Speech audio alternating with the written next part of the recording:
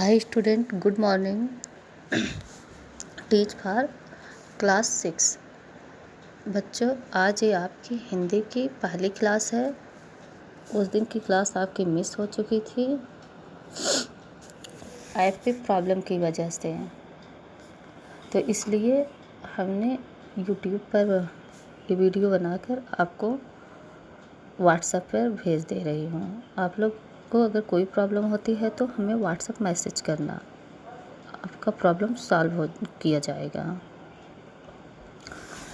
तो आज हम लोग हिंदी फर्स्ट में पहला लेसन रीड करने जा रहे हैं। पहला लेसन है मेरी भी आभा है इसमें।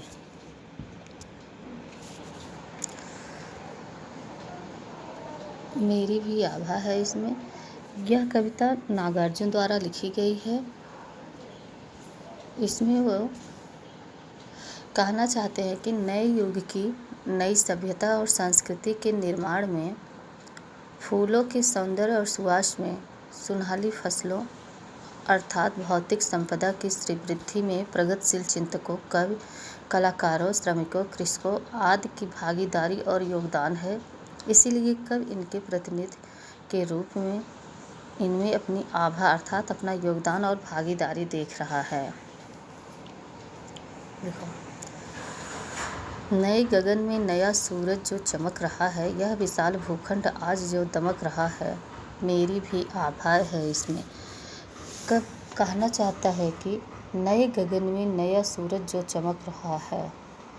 नया गगन और नए सूरज का मतलब है कि इस नए युग के निर्माण में यह जो सूर्य चमक रहा है, और इस विशाल भूखंड पर मतलब इस धरती पर, इस पृथ्वी पर, इस विशाल पृथ्वी पर आज जो कुछ भी है, उन सब में हम लोगों की मेहनत, हम लोगों का योगदान है। भीनी भीनी खुशबू वाले रंग बिरंगे यह जो इतने फूल खिले हैं, कल इनको मेरे प्राणों ने नहलाया था, कल इनको मेरे सपनों ने सहलाया था। कब बताना चाह रहा है कि भीनी भीनी खुशबू वाले, जो यह भीनी भीनी मतलब सुगंधित खुशबू वाले रंग बिरंगे फूल हैं, यह जो इतने अनेकों प्रकार के फूल खिले हुए हैं सुगंधित, इन सब में हम लोगों का योगदान है। इन्हें उपजाने में, इन्हें बड़ा करने में, यहाँ इनको जो है कल मेरे प्राणों ने नहलाया था, इनको कल मेरे प्राणों ने नहलाया था। इसका मतलब है कल तक हम लोगों ने कितना मेहनत किया था एक पौधे को फूल तक बनाने में, और मेरे सपनों ने सहलाया था। कहने का मतलब है कि मेरे सपनों ने सहलाया था, अर्थात जिस प्रकार से हम लोगों ने कल्पना की, उस वैसे ही इस फूल को बड़ा करने में, उसको खिलने में हम लोगों ने अपना योगदान दिया। इस प्रकृति को सुंदर बनाने में पकी सुनहली फसलों से जो सबकी यह खलिहान भर गया।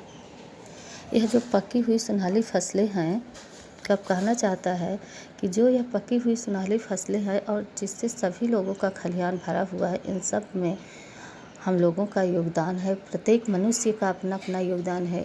यह का जो अन्न आज सबको खाने के लिए मिल रहा है, किसके कारण मिल रहा है? किसानों के अथक परिश्रम के कारण मिल रहा है। किसान लोग कितना परिश्रम करते हैं तब अन्न को उपजाते हैं, जो कि संसार में सभी लोगों के पास पहुंचता है खाने के लिए। मेरी रग रग में शोणित की बूंदें इसमें मुस्कुराती हैं। कब कहना चाहता है, बता रहा है कि मेरी रग रग में शोणित की बूंदें इसमें मुस्कुराती हैं। मेरी रग रग में यह खून जो है, खून की बूंदें जो हैं इसमें मुस्कुराती हैं।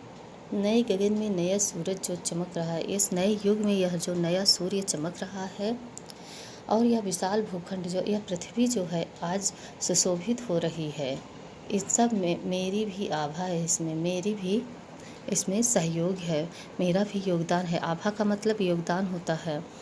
यहाँ कवि का कहने का मतलब है कि इस विशाल भूखंड पर, इस पृथ्वी पर जितना भी कुछ भी औद्योगिक चीज़ें हैं, प्रकृति की चीज़ें, जो भी पेड़ हैं, पौधे हैं और जितना भी ऐसी चीज़ें जिससे कि पूरी दुनिया लाभान्वित हो रही हैं और सारी चीज़ों का उपयोग कर पा रही, इन सब में हम लोगों का संपूर्ण योगदान है। क्योंकि कहने का तात्पर्य है कि बिना लोगों के सहयोग से कोई कार्य संभव नहीं है। और आज यह पृथ्वी पर जो कुछ भी है, जितना भी है, हम लोगों का एक दूसरे का सहयोग, योगदान के कारण ही यह सब संभव हो पाया है। इस नए विशाल भूखंड का निर्माण हो पाया है। तो बच्चों, ये थी आपकी कविता। अब हम इसके एक्सरसाइज और इसका क्वेश्चन आंसर आपको नेक्स्ट वीडियो में कराएंगे।